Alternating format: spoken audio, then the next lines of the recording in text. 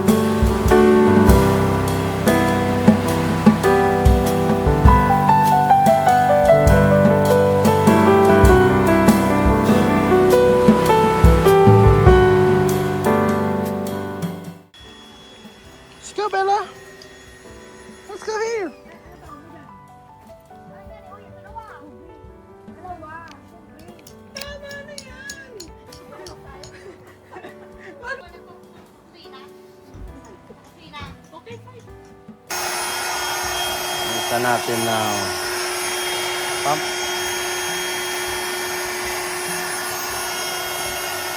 Malambot na. Gulong sa kwarto. Edors. Uy, si Bella! Andito ko nakita kanina. Dad, ba't ko nga sila naglapat? Saan ka kaput? Bakong kaput nito? Hindi, wala siyang lace. Talaga ano pala yung natin kasi mga maray. Tutur ko muna kayo sa aking kwarto. Ayan. Ayan. Yan ang aking kwarto. Yan. Pintuan din tayo doon. Double size bed.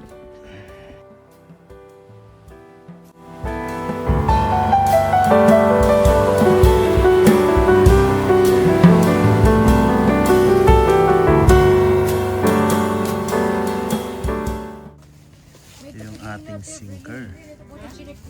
sinker. At ilalapag natin sa ating dito sa ating connector. Yan. Magpa-practice tayo magbato.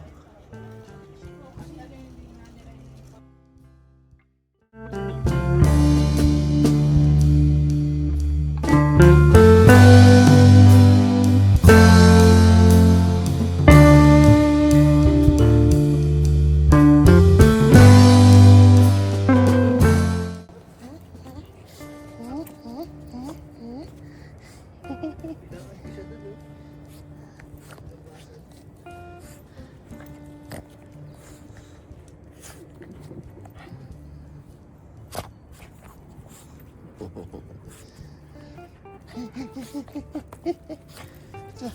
to? Mati. Rinig na rinig nga dito eh. Akala ko parang ano eh. Ayan talaga, tubig ng dagat talaga yun, no? Oh yan, lumso.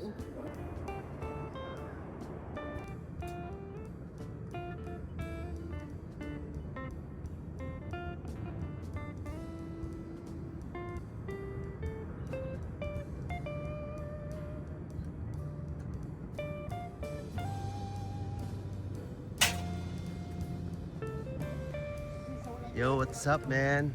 And everyone. What's up, Nana? Dito na lang kayo, papasok kayo.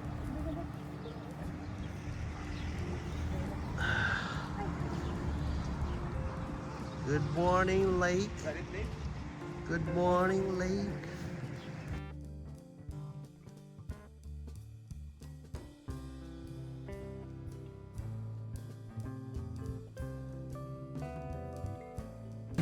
Dami.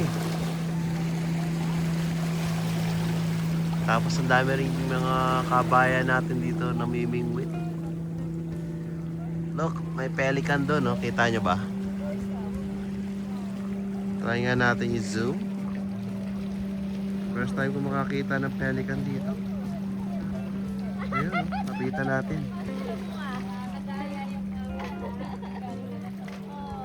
Yun, no? Wow! Ayun, no? Pelican.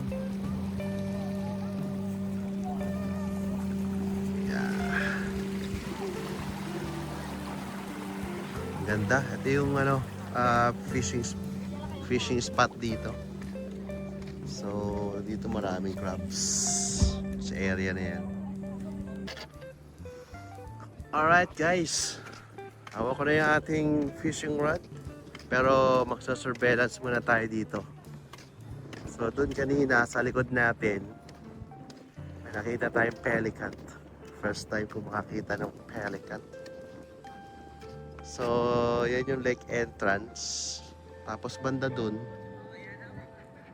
ayun, banda ron, dagat na yun. So, dito maganda. Maganda mag-jogging. Kasi itong nilalakaran ko is metal. Tapos, may upuan. May upuan. Ayun. Dito, ang dami na jet ski. So, dun. Doon ka sa spot na yon, yung may tulay. Ang ganda ng view dito. Yan. So, yan. Ito mga warning na yan. Green. That's green. May nagje-jet ski doon. Yan. Alright, tama na kwentuhan.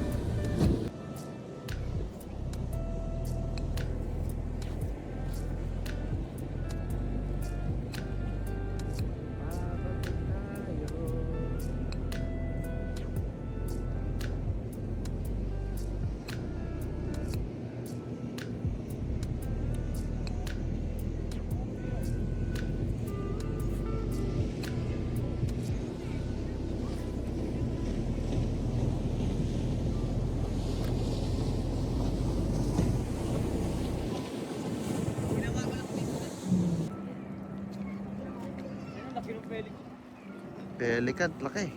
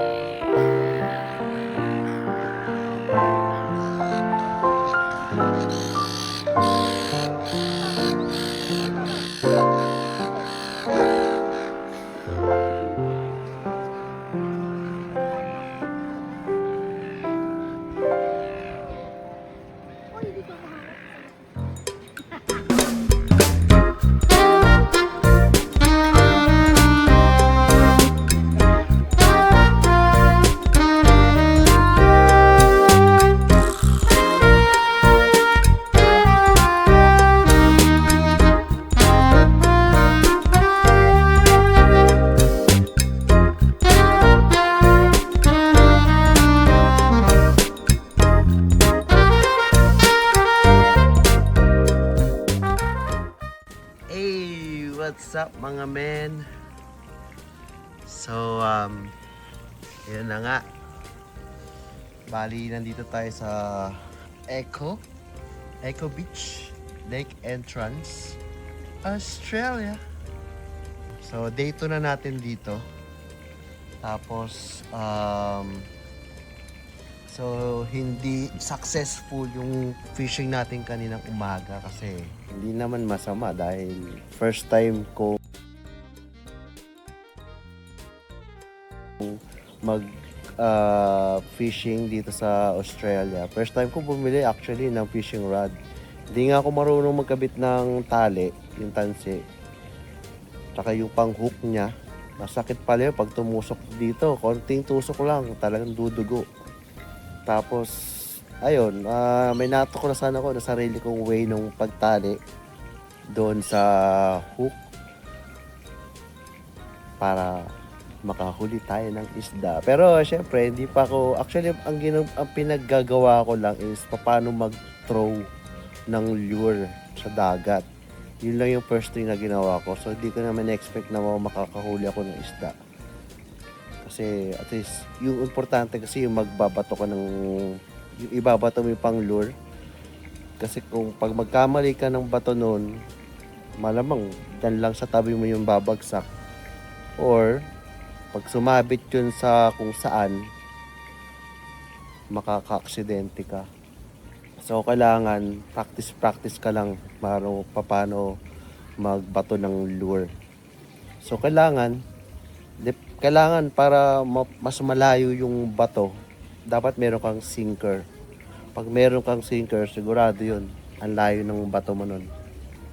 Pero, kung meron ka naman artificial na isda, pwede rin naman, pero hindi siya ganun kalayo. Tapos kasi dito malakas yung hangin. Baka dyan lang siya pulutin sa tabi-tabi. So, mas maganda pa rin yung meron kang sinker, tapos yung artificial na fish, tapos meron kang pusit. Literal na pusit. Yun yung pampain mo. Para makahuli ka.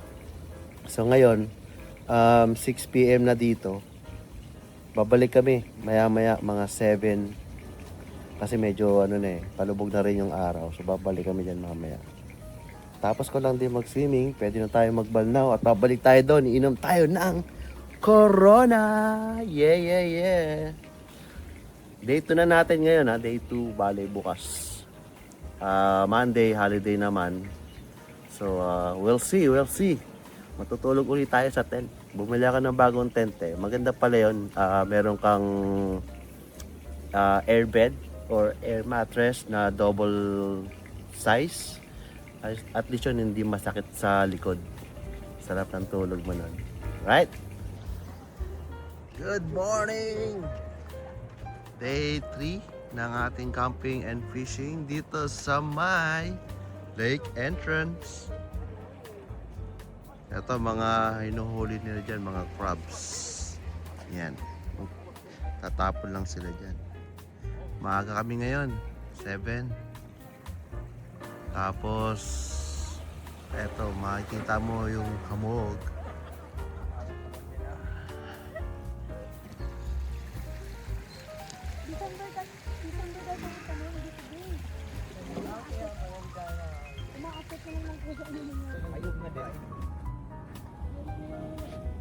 Kailangan natin ng sinker.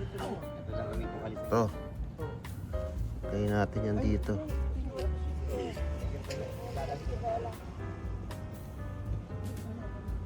Ayan, para malayo ang ating bato. Huli! Zion Island doon. Dito pala maganda fishing. Ano yun?